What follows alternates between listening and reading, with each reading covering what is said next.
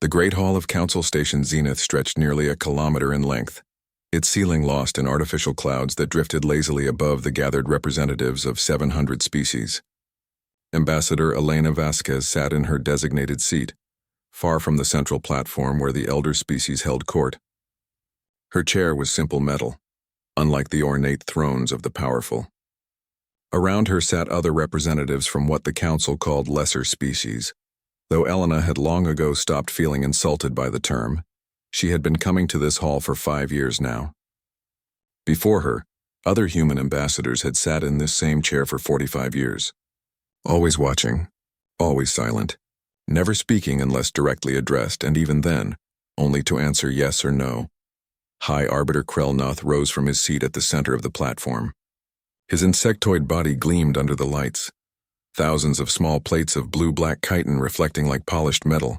His 4 eyes swept across the assembly, and Elena could feel the weight of his gaze even from this distance. When he spoke, his voice boomed through the hall without need for amplification. The Council recognizes the petition of Species 4-72, designation Yalvari regarding mineral rights in Sector 98 Alpha. A small creature scurried forward from the lower seats. The Yalvari representative was barely a meter tall, covered in gray fur that trembled as it approached the platform. Elena watched as the creature tried to explain that its people had been mining asteroids in that sector for 3 generations. The mines were their only source of income. Without them, millions would starve. Minister Thane, a reptilian from one of the mid-tier species, didn't even look at the Yalvari as he interrupted. The Council has determined that Species 472 lacks the technological capability to efficiently extract resources from Sector 98 Alpha. The mining rights are hereby transferred to the Krex Mining Consortium. The Yalvari representative made a sound like a squeak. But those are our worlds. Our families. This council has spoken, Krelnoth declared. His mandibles clicked together in what Elena had learned was amusement. You may petition again in 50 years should your species survive that long. Laughter rippled through the mid-tier section. The Yalvari representative stumbled back to its seat, shoulders shaking. Elena's fingers moved across her tablet, recording every word, every detail, just as her predecessors had done for 50 years. The file was labeled, Mining Rights Violations, Case 847. When the session ended hours later, Elena walked through the corridors of the station toward the Human Embassy section. Other ambassadors moved past her without acknowledgement. To them, humans were curiosities at best, jokes at worst. The species that came to the galaxy and chose to say nothing. Ambassador Vasquez, a voice called behind her. She turned to see Minister Thane approaching, his scaled face impossible to read. He glanced around to make sure they were alone in the corridor. You should leave, he said quietly. Go back to your Earth, forget about the Council. Elena tilted her head slightly. Why would we leave? Because I've seen this pattern before, Thane said. His voice carried something she hadn't heard from him in the council chamber. Concern. The elder species are growing bored with your silence. They're beginning to see it as disrespect. They're discussing ways to make an example of humanity. We appreciate your warning, Elena said carefully.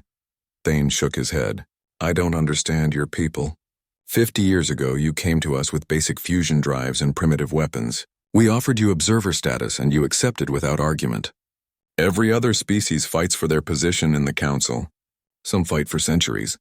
But you humans, you just sit there watching, taking notes, never demanding anything. He leaned closer. What are you waiting for? Elena allowed herself a small smile. We're observing, Minister. That's what observers do. Observing what? Your own humiliation? Thane's tail lashed in frustration. Last month, Krelnoth called your species the mutes who forgot how to roar. The whole council laughed. You just sat there. We heard him, Elena said. Thane studied her for a long moment, then walked away, shaking his head. Elena continued to her quarters where a quantum-encrypted message from Earth was waiting. She read it twice, then deleted it. The message had been simple. Catalog continues. Patience remains our greatest weapon. The next day, the council convened for what Krelnoth called administrative matters. Elena took her seat and prepared her tablet. She watched as the High Arbiter proposed what he called the Clarification Act. It has come to the Council's attention that certain observer species have been granted too much courtesy, Krelnoth announced. Observers were never meant to be permanent fixtures. They should aspire to full membership or accept reduced status. Therefore, we propose reclassifying all observer species as probationary members. Elena knew exactly what this meant. She had read the Council Charter 40 times. Probationary members could be expelled at any time. They could be denied trade rights. They could be forbidden from establishing new colonies. It was barely better than having no status at all. Minister Thane stood. "High Arbiter, this seems excessive. The humans have caused no trouble." "Exactly," Krelnoth replied. "They've done nothing at all. 50 years of silence suggests they have nothing to contribute. Perhaps they need motivation to either advance or depart." The vote was swift. 700 species and only 12 voted against the measure. Elena noted the names of those 12 species carefully. They might matter someday. As Elena left the chamber, she passed by a viewing port that looked out into space. In the distance, she could see Earth's star, just a bright point among millions. Her hand touched the cool glass. Back on Earth, she knew things looked very different than the Council imagined. In the orbital shipyards that ringed Jupiter, construction continued day and night. In the Kuiper Belt beyond Neptune's orbit, massive installations floated in the dark. On Mars, in vast underground facilities, scientists worked on projects that would make the Council's technology look primitive. Humanity had been very busy for 50 years, not building an empire, not seeking glory, building something much more important: preparation. Every technology the Council used, humans had studied, reverse-engineered, and improved.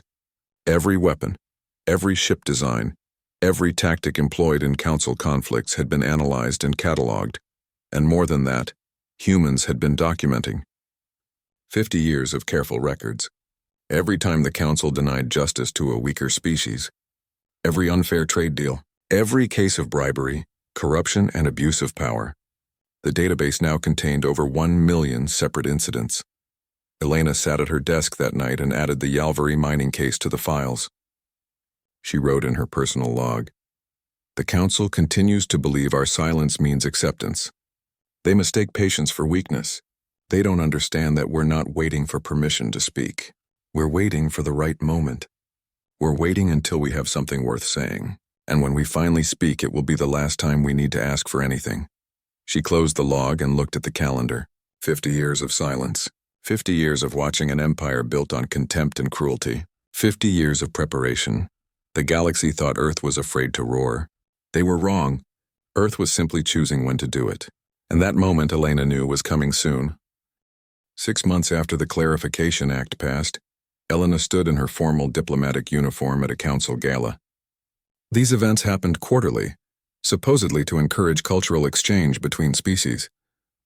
In reality, they were displays of power where the elder species paraded their superiority, while the lesser species tried desperately to gain favor. Elena held a glass of synthesized wine and stood near a decorative column, watching the crowd. She had learned to make herself invisible at these functions. Most species simply looked through her as if she were part of the furniture. "Tell me," a voice boomed above her. She looked up to see Krelnoth towering over her, his insectoid body blocking the light. Several other elder species representatives had gathered around him, drinks in their various appendages. "Do humans ever speak at all anymore? Or have you evolved beyond the need for language?" Polite laughter rippled through the group. Elena kept her expression neutral. "We speak when we have something worth saying, High Arbiter." "Fascinating." Krelnoth clicked his mandibles together. "And in 50 years you've had nothing worth saying?" "How wonderfully modest." More laughter. "Or perhaps how wonderfully empty." Elena took a sip of her wine and said nothing. She had learned that silence frustrated them more than any comeback could. Krelnoth leaned down, bringing his face close to hers. She could smell the strange spice scent of his breath. "Your species is like a child that refuses to speak at the dinner table," he said. "Eventually, the adults stop caring whether you're there or not." Elena met his 4 eyes steadily. "Children who listen learn more than children who talk." Krelnoth straightened up abruptly. For a moment, something flickered across his alien features. Was it surprise? Unease? Then it was gone, replaced by a dismissive gesture. "Come, friends. Let's find more stimulating conversation." As the group moved away, Elena caught the eye of a Yalvari ambassador across the room, the same species that had lost their mining rights months ago. The small creature looked at her with something like understanding, then quickly looked away. No one wanted to be associated with humans now. It might lower their own status even further. 3 weeks later, Earth submitted a formal request to present a case before the Council regarding territorial expansion. Human colonies had been established on 12 worlds in unclaimed space over the past 30 years. Earth wanted formal recognition of these territories. The request was denied within an hour. Not discussed, not debated, simply denied. The official statement said, "Probationary members lack the standing to petition for territorial claims." Elena sent a private message to the Council clerk, requesting clarification on the process for appealing the decision. The response came back immediately. There is no appeals process. The Council's word is final. That evening, Elena received an encrypted message from Admiral James Chen on Earth. The message was brief. "They're not even pretending anymore." "How much longer?" Elena's reply was equally brief. "Soon, but not yet. We need them to cross one more line." She didn't have to wait long. 2 months later, the Council convened for an emergency session. Elena arrived to find the hall buzzing with unusual energy. High Arbiter Krelnoth called the session to order with barely concealed satisfaction. "The Council has received complaints regarding the human colony world designated as New Nairobi," he announced. "Several species have claimed that the system was not in fact unclaimed when humans settled there. After reviewing the evidence, we have determined that human colonization of this system was illegal." Elena's fingers went still on her tablet. New Nairobi was home to 80,000 humans. It had been established 23 years ago, after extensive surveys confirmed no prior claims existed. "The system is hereby declared unclaimed territory," Krelnoth continued, "open for proper settlement by species with appropriate standing. We shall hold an auction for settlement rights in 30 days. Elena stood slowly. Every eye in the chamber turned to her. She had never stood during a session before. "High Arbiter," she said clearly, "Earth requests permission to review the evidence of prior claims. Request denied. The evidence is classified Council business. Then Earth requests a grace period of 1 year for our colonists to relocate. Unnecessary. The colonists may leave within 30 days or accept governance by whoever wins the auction." Elena felt her heart pounding, but her voice remained steady. "You're asking 80,000 people to abandon their homes based on secret evidence with 1 month's notice." Krelnoth's mandibles clicked rapidly, the insectoid equivalent of laughter. "I'm not asking anything, Ambassador. I'm informing you. The decision is made." He paused, then added with deliberate cruelty, "Perhaps this will motivate your species to find its voice, though I suspect it may be too late for that." Elena sat down and resumed taking notes. Her hands were shaking slightly, but she controlled it. She documented every word, every detail, every face that showed satisfaction at humanity's humiliation. The auction happened exactly as scheduled. A species called the Crothians won the bidding. They were a mid-tier species known for aggressive expansion. They immediately demanded that human colonists evacuate within 14 days, not 30. The colonists refused. They sent a message to Earth and to the Council. "This is our home. We built it. We won't leave." Elena knew what was coming. She tried one last appeal, formally requesting Council intervention to prevent violence. The request was filed, reviewed, and denied within 6 hours. The response stated, "Colonists who refuse lawful relocation orders accept responsibility for consequences." 5 days later, Council enforcer ships arrived in the New Nairobi system. They weren't Crothian ships, these were Council military vessels, there to support what Krelnoth called administrative transition. The colonists still refused to leave. They were farmers, teachers, families. They had no weapons capable of fighting warships. They sent desperate messages to Earth asking what to do.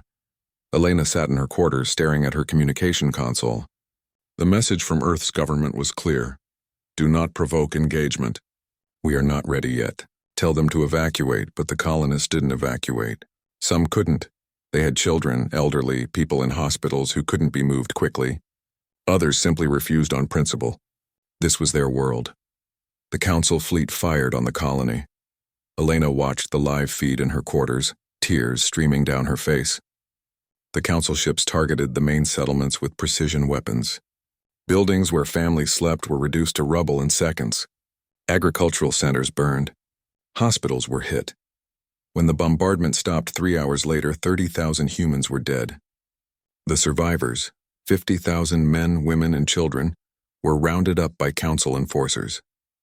The official statement called them administrative detainees pending resettlement. Everyone knew what that meant. Forced labor, slavery in all but name. Elena sat in the darkness of her quarters watching the footage repeat on her screen. She saw children running from explosions. She saw parents trying to shield their families. She saw the places she had visited once years ago reduced to smoking ruins. Her communication console beeped. A message from Earth. Just 2 words. It's time. Elena stood, wiped her face, and put on her formal uniform. She walked through the corridors of Council Station Zenith with steady steps. Other ambassadors saw her and quickly looked away. Everyone knew what had happened. No one wanted to meet her eyes. She entered the council chamber early and took her seat. Around her, representatives arrived and avoided looking in her direction. When the session began, High Arbiter Krelnoth didn't even mention New Nairobi. Instead, he launched into routine business about trade regulations. Elena stood. The chamber fell silent. 700 species, thousands of representatives all stopped talking at once. Elena Vasquez stood in her seat among the lesser species section, her hands at her sides, her face calm despite the fury burning in her chest. High Arbiter Krelnoth looked down at her from his throne on the central platform. His mandibles twitched in what might have been annoyance. Ambassador Vasquez, you have not been recognized to speak. Please sit down. I am invoking Article 47 of the Council Charter, Elena said clearly. Her voice carried through the silent hall. Any member witnessing mass casualties among civilians may demand immediate council response. Krelnoth's chitinous plates shifted, creating a rustling sound. Article 47 does not apply to administrative actions taken under council authority. The incident at the illegal colony was an unfortunate result of non-compliance with lawful orders. 30,000 civilians are dead, Elena said. Each word was precise, controlled. 50,000 more are imprisoned. Children, High Arbiter, families, people who built farms and schools and homes. On illegally claimed territory, yes. Krelnoth waved a claw dismissively. We gave them opportunity to leave peacefully. They refused. This is the consequence of their choice. Elena felt her fingernails digging into her palms. She forced her hands to relax. You gave them 14 days to abandon everything they had built over 23 years. Based on secret evidence that you refused to share, evidence that conveniently appeared after we had lived there for more than 2 decades. Your skepticism is noted, Ambassador. Krelnoth leaned forward on his throne. However, probationary members do not question council decisions. That privilege belongs to full members, which your species will never be if you continue this obstinate silence. He paused. Well, former silence, this outburst is quite unusual for you. Laughter rippled through parts of the chamber. Elena looked around slowly, meeting eyes across the vast hall. She saw mid-tier species looking smug. She saw lesser species looking frightened, probably worried that standing up to the council would bring similar treatment to their worlds. She saw the elder species watching with amused contempt. I have a question, High Arbiter, Elena said. I have not recognized you for questions. I'm asking it anyway. Elena's voice grew harder. In 50 years, my species has attended every council session. We have observed, documented, and learned. We have watched you strip mining rights from species too weak to defend them. We have watched you manipulate trade agreements to favor the powerful. We have watched you classify entire species as lesser or probationary, based on criteria that seem to change whenever convenient.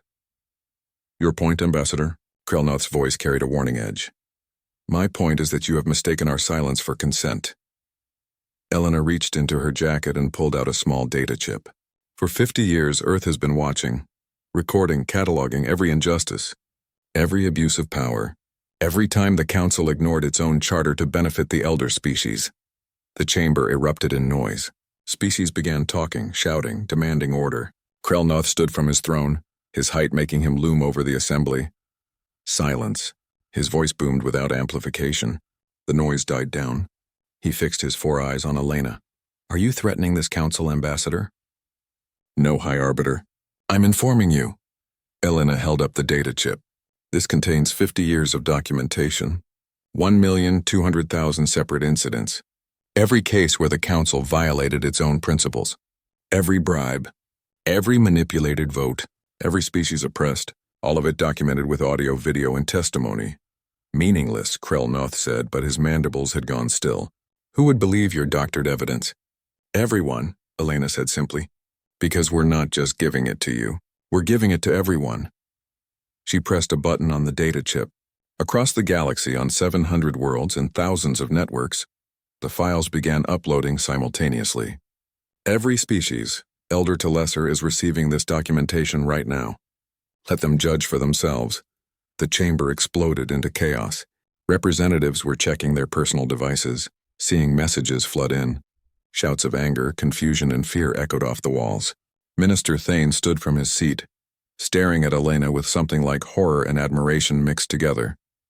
Krellnoth's voice cut through the noise like a blade. I dare, Elena interrupted him. Something 50 years of human representatives had never done. She interrupted the High Arbiter. New Nairobi was the line you should not have crossed. You killed our people, our children. And for what? To teach us obedience? To show the galaxy that even the quietest species can be crushed? She took a step forward, leaving her seat and walking toward the central platform. Council guards moved to intercept her, but Krellnoth waved them back. He wanted to hear this. You wanted to know what we were waiting for? Elena's voice carried to every corner of the vast hall. We were waiting for you to show the galaxy what you really are. We were waiting for the moment when your contempt became so complete, your cruelty so obvious, that no one could deny it anymore. Bold words from a species of mutes, Krellnoth said, but his voice lacked its usual confidence. We were never mute, High Arbiter. We were listening. There's a saying on Earth, it's better to remain silent and be thought a fool than to speak and remove all doubt. Elena smiled without warmth. You spent 50 years thinking we were fools. You removed all doubt today when you murdered our children. She held up a communication device. Earth's government has authorized me to deliver the following statement. She pressed play, and her own voice, pre-recorded, filled the chamber with perfect clarity. The United Earth government hereby withdraws from the Galactic Council, effective immediately.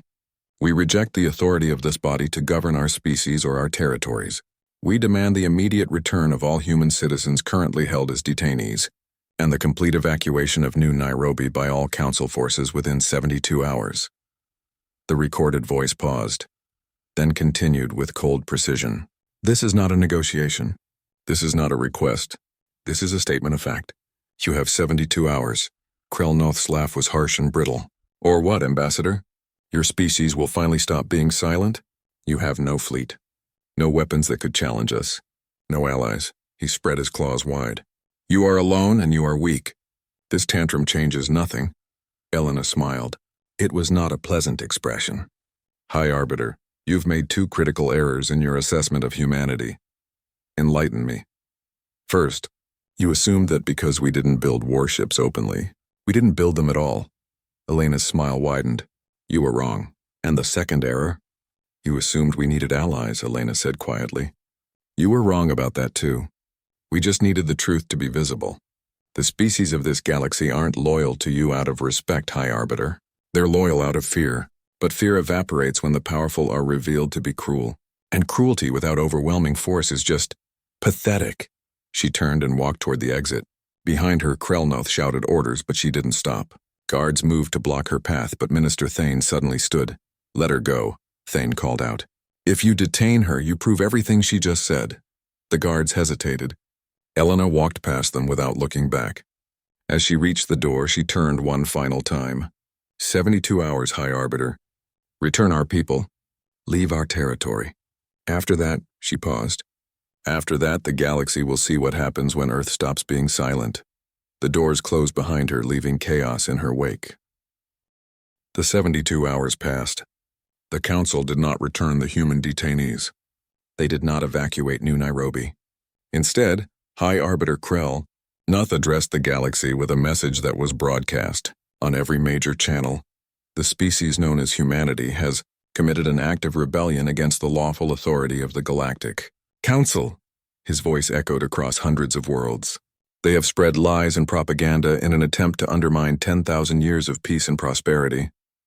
The Council has no choice but to respond with force. We will blockade the human homeworld and bring their leadership to justice. Admiral James Chen watched this broadcast from the bridge of the ESS Defiant, Earth's flagship. The ship floated in space beyond Jupiter's orbit, hidden in the shadow of one of the gas giant's many moons. Around him, crew members worked at their stations with quiet efficiency. "Admiral, we're getting readings," the sensor officer reported. "Council fleet entering the solar system. 200 ships, sir. They're heading straight for Earth." Chen nodded slowly. He was a thin man with gray hair and calm eyes. He had been preparing for this moment for 30 years. "How long until they reach Earth?" "At current speed, 6 hours." "Good." Chen touched his communication panel. "Execute protocol revelation. All ships, make yourselves known." Across the solar system, hundreds of human warships dropped their stealth fields. They had been waiting in the asteroid belt, behind Mars and the Kuiper belt beyond Neptune, and in orbit around Venus. 500 ships total, each one built in secret over 5 decades. Each one equipped with technology the Council had never seen. On the bridge of his flagship, Krelnoth watched his tactical display in disbelief, where moments before his sensors showed an empty system with a single inhabited planet. Now there were hundreds of signatures. "This is impossible," he muttered. "Where did they come from?"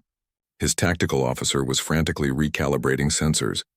"High Arbiter, our readings show these ships have been here all along. They were using stealth technology we didn't detect." "We have stealth technology," Krelnoth snapped. "Our sensors can detect it." "Not this version, sir. It's different, more advanced." Krelnoth stared at the display. The human fleet was moving into formation, creating a defensive sphere around Earth. His 200 ships against their 500. The numbers weren't catastrophically bad, but they weren't good either. And the fact that humans had hidden an entire fleet meant they had been planning this for years. Decades, he realized with growing unease. They had been planning this for decades. "Open a channel to the human flagship," he ordered. Admiral Chen's face appeared on the view screen. He was wearing a crisp military uniform that looked nothing like the simple diplomatic clothes Elena Vasquez had worn for 50 years. "High Arbiter," Chen said with a polite nod. "I'm Admiral James Chen, commander of the Earth Defense Fleet." "You cannot win this engagement, Admiral. My fleet has combat experience spanning centuries. What do you have? Farmers and new ships?" Chen smiled slightly. "We have something better, High Arbiter. We have people who spent 50 years studying every tactic you've ever used, every weapon system, every weakness." He leaned forward. "Did you really think we were just sitting in council chambers taking notes for fun? Last chance, Admiral. Surrender now and we will be merciful. I'm going to give you the same chance, High Arbiter. Turn around, leave our system, release our people. You have 1 hour." Krelnoth cut the channel. "All ships attack formation. Target their flagship first. Show them what happens to species who challenge the Council." The Council fleet surged forward. They had superior numbers, superior experience, and 10,000 years of military tradition. What they didn't have was preparation. The human ships moved with startling coordination. Their formation shifted and flowed like water, ships covering each other with overlapping fields of fire. When the Council fleet opened fire with their plasma cannons, the human ships dodged with impossible precision. "How are they moving like that?" Krelnoth demanded. "Our tactical computers can't predict their movements." "Sir, I think their ships are networked together. They're not individual vessels, they're operating as a single organism." The first human weapons fire came as a shock. Instead of plasma or missiles, the human ships fired what looked like distortion waves. The weapons twisted space itself, and Council ships caught in their path simply tore apart. Metal hull plating ripped open. Internal systems exploded. 3 Council ships were destroyed in the first salvo. "Gravitational weapons," the tactical officer whispered. "That's theoretical technology. It shouldn't be possible." But it was possible, and it was devastating. The human ships pressed their advantage, their networked intelligence allowing them to coordinate attacks with inhuman precision. They targeted engines, weapon systems, and life support with surgical accuracy. Council ships tried to return fire, but the human vessels were always somewhere else by the time the shots arrived. "They're using quantum prediction algorithms," another officer reported. "They're calculating our firing solutions before we make them." Krelnoth watched his fleet being systematically dismantled. Ships that had served the Council for centuries were reduced to debris in minutes. He had brought 200 vessels to intimidate a weak species. Now he watched helplessly as that weak species proved to be anything but. "All ships retreat," he ordered. "Fall back to Rally Point Theta." But retreating proved as difficult as fighting. The human ships pursued, not to destroy but to cripple. They targeted propulsion systems, leaving Council ships drifting but intact. They fired on communication arrays, isolating ships from each other. They didn't fight like conquerors trying to claim territory. They fought like surgeons removing a disease. 4 hours after the battle began, it was over. The Council fleet was shattered, 60 ships destroyed, 120 disabled and drifting. Only 20 escaped, including Krell Noth's flagship. Admiral Chen stood on the bridge of the Defiant, watching the tactical display. Not a single human ship had been destroyed. 17 had taken damage, but all were operational. "Sir, we're receiving a distress signal from New Nairobi," the communications officer reported. "It's the Council detention facility. They're saying human ships have arrived and are demanding surrender." Chen nodded. Of course they have. He had dispatched a strike team the moment the battle started.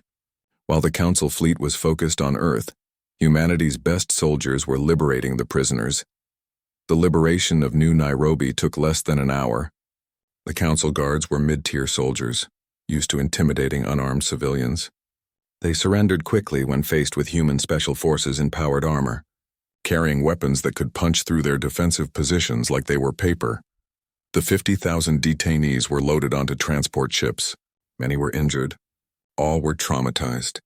But they were free. Chen opened a galaxy-wide broadcast. His message would reach every Council world, every species, every ship. "This is Admiral James Chen of Earth. Today, the Council attacked our home world without provocation. They came to enslave us, to punish us for speaking truth. Instead, they learned a lesson." He paused, letting the weight of his words sink in. "Earth does not start wars. But we finish them." The screen changed to show footage of the battle. Council ships being torn apart. The mighty fleet that had terrorized the galaxy for millennia, reduced to scrap and prisoners in less than 5 hours. "The Council has 30 days to meet our demands," Chen continued. "First, dissolution of the hierarchical system. All species granted equal representation. Second, democratic elections for new leadership. Third, reparations to every species the Council has oppressed." His voice hardened. "Fourth, trial for all Council leaders responsible for war crimes, including the massacre at New Nairobi." He leaned closer to the camera. "If these demands are not met, Earth will not invade your worlds. We will not conquer your people.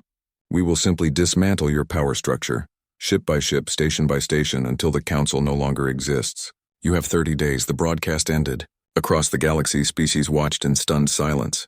The unthinkable had happened. The quiet species, the observers, the mutes, they had defeated the Council in a single afternoon. On his fleeing flagship, Krell Noth stared at his cracked view screen. His perfect record of intimidation had been shattered.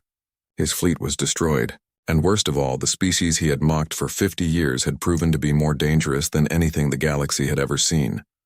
He had mistaken patience for weakness. Now he would pay the price. The 30 days became a whirlwind of change across the galaxy. High Arbiter Krell Noth tried to rally support, calling for a united front against humanity. He found the galaxy less willing to follow him than before. The documentation Elena had released was being studied on every world. Species that had suffered under Council rule for centuries suddenly had proof of what they had always suspected. The Yalvari, the small furry species whose mining rights had been stolen, were the first to publicly support Earth's demands. Then came 36 lesser species emboldened by humanity's victory. Then, surprisingly, came Minister Thane and 5 other mid-tier species. "The Council has lost its moral authority," Thane announced in a public broadcast. "Earth has shown us what we were too afraid to see. Change is necessary." Krell Noth refused to accept it. He gathered what remained of the Council's military forces, nearly 400 ships from loyal elder species, and prepared for a campaign to crush the human rebellion. He called it Operation Restoration. Earth called it Target Practice. The campaign lasted 3 weeks. Admiral Chen didn't wait for the Council to attack Earth again. Instead, human forces went on the offensive. They struck at military installations, shipyards, and supply depots. They didn't target civilian populations. They didn't even target most planets. They simply dismantled the Council's ability to project force. Every battle followed the same pattern. Council forces would arrive expecting a fight. Human ships would appear, using technology that seemed impossible, gravitational weapons that bent space, quantum drives that let them appear and disappear at will, AI-assisted targeting that predicted enemy movements before they happened, and behind it all the coordination of 500 ships acting as a single mind. The Council lost every engagement. Their ships were either destroyed or captured. Their commanders were taken prisoner or fled, and through it all, human forces maintained strict discipline. They didn't torture prisoners. They didn't bomb cities. They fought with overwhelming power but also with restraint. They could destroy us, one captured council admiral told his interrogators. They have the power, but they choose not to. What kind of species does that? The answer came from Elena Vasquez, who had returned to Council Station Zenith, now occupied by human forces, to address the galaxy. We don't seek to rule you, she said, standing where Krelnoth had once sat. We seek to free you. There's a difference. One requires domination, the other requires justice. 2 weeks into the campaign, Krelnoth's remaining fleet was trapped near Council Prime, the home world of the elder species. He had nowhere left to run. His allies had abandoned him. His ships were outnumbered and outclassed. Admiral Chen opened a channel to Krelnoth's flagship. High Arbiter, this is over. Surrender now and I promise your people will be treated fairly. Krelnoth's face appeared on screen. His chitinous plates looked dull now and his mandibles trembled. You want me to surrender? To admit that 10,000 years of council rule was wrong? I want you to admit that power without accountability corrupts, Chen replied. That's not unique to your species, High Arbiter. It's universal. On Earth, we learned that lesson the hard way centuries ago. We had empires too. We had rulers who thought their power made them right. He paused. We learned better. Now it's your turn, and if I refuse? Chen's expression hardened. Then we disable your ships, board them, and take you into custody by force. Either way, this ends today. The only question is whether it ends with dignity or defeat. Krelnoth was silent for a long moment. Finally, his mandibles clicked.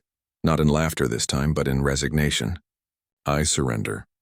The formal ceremony happened 1 week later on Council Station Zenith, now renamed Unity Station. Representatives from every species in the galaxy attended, including the 7 elder species. High Arbiter Krelnoth and the other council leaders were brought before a tribunal. The tribunal was not composed of humans. Elena had insisted on that. Instead, it consisted of judges from 12 species, mostly lesser species who had suffered under council rule. The Yalvari ambassador served as chief justice. The trial took 3 months. Evidence was presented, victims testified, and the accused were allowed to defend themselves. It was messy and emotional and sometimes chaotic. But it was fair. Every species in the galaxy could watch and see that justice was being done properly. In the end, Krelnoth was found guilty of war crimes, including the massacre at New Nairobi.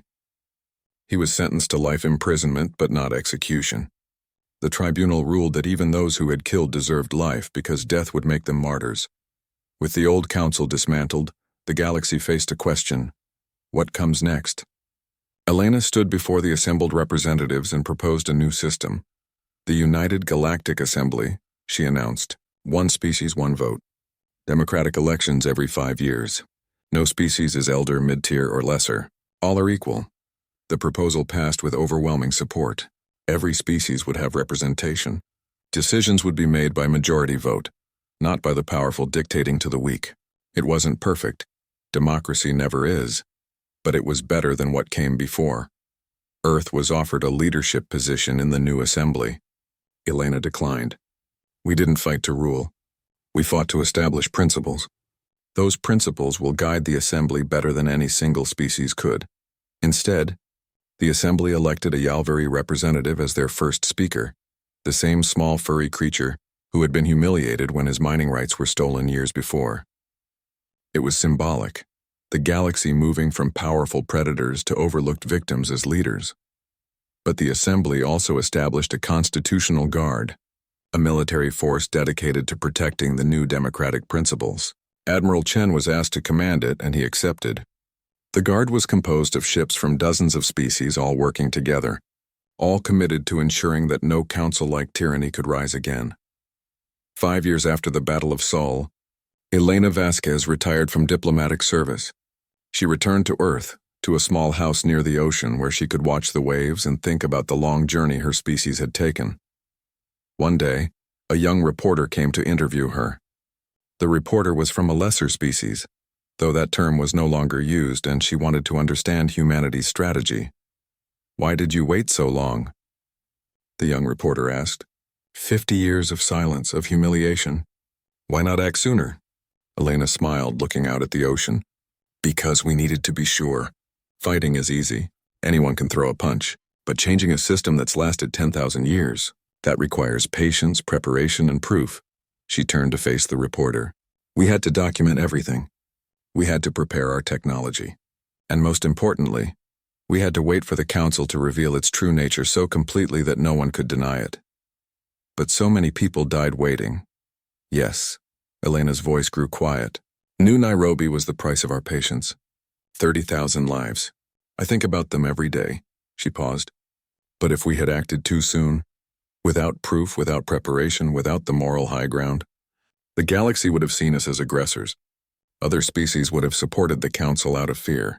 Millions might have died in a war that spanned decades. So you sacrificed New Nairobi to save the galaxy?" "No," Elena said firmly. "The council sacrificed New Nairobi. We just made sure their crime was visible to everyone. That's the difference between strategy and callousness." The reporter nodded slowly, processing this. "What would you say to people who call humans cold for waiting so long?" Elena looked back at the ocean. "I'd say that patience isn't the same as coldness. A predator is patient when hunting, but a gardener is patient when growing something new. We weren't hunting the council. We were preparing to grow something better." Years passed. The United Galactic Assembly flourished. There were problems, of course. Democracy is messy, full of arguments and compromises and failures, but it was better than tyranny. Species that had been oppressed for millennia began to thrive. New technologies emerged as cooperation replaced domination. The galaxy was healing. On Earth, in classrooms where children learned history, teachers told the story of the silent years. They taught about patience, about preparation, about the importance of documentation and truth. They taught that power without principles is tyranny, but principles without power are just wishes. And they taught that sometimes, the strongest thing you can do is wait. In one such classroom, a child raised her hand. "Teacher, why did Earth stay silent for so long?" The teacher smiled. "Because they knew that when you're going to change the galaxy, you get one chance. One moment where everyone is watching. You can't waste that moment on half measures or uncertain victories." The teacher walked to the window, looking up at the stars. Earth waited 50 years because they weren't just trying to win a battle. They were trying to win the future. And you can't rush the future. You can only prepare for it. The child thought about this. "So silence can be powerful?" "The most powerful force in the universe," the teacher replied, "is knowing when to be silent and when to roar." Earth mastered both. High above Earth, in orbit, Unity Station turned slowly in the void. On its walls, a memorial listed the names of those who died at New Nairobi. 30,000 names carved in stone, a reminder of the cost of change and the price of justice.